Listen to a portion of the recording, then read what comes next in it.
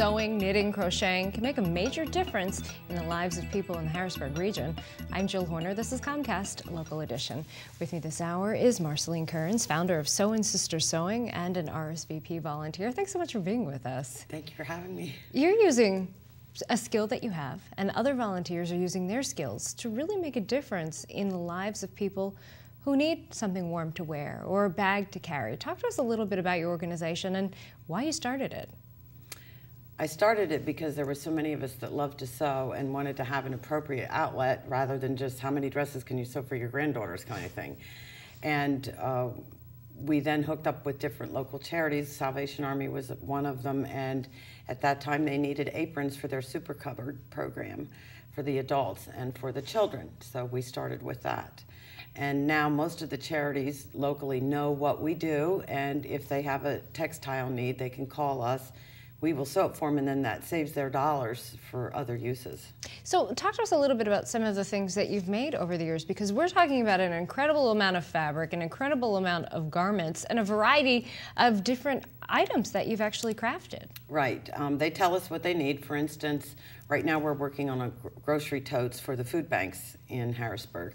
If you can imagine trying to come out of the food bank, you have nothing to carry it in, no box, no bag, and you've got your cans, and then you've got a couple toddlers behind you trying to walk back home.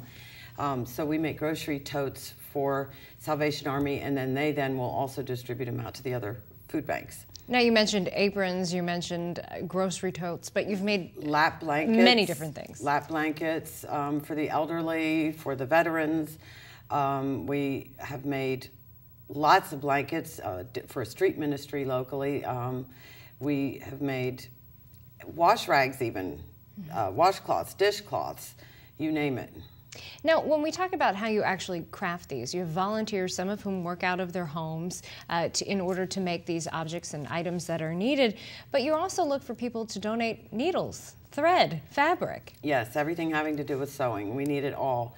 Specifically, we need like the sewing machine needles. That's something that we're always out of. Even postage is helpful because I send out a project list every month so everyone knows what we're doing and what the dimensions are.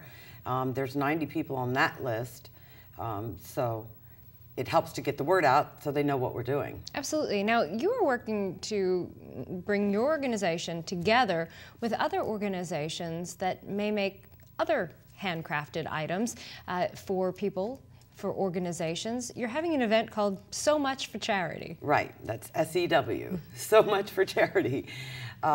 Yes, we want to get all the charity needle arts groups. That's knitting, crocheting, sewing, you name it. Tatting, I don't care what it is.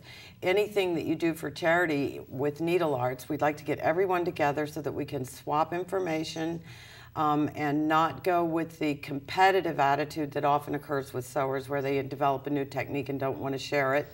We want to share everything, have a cooperative spirit so that, for instance, even if we get in fabric that we can't use, then we can find another charity sewing group who may need that fabric. So we can all swap information and tips and fabric and tools and everything so that we can all do a better job for Harrisburg. And the individuals in these groups are making everything from aprons to tents. And teddy bears, you name it.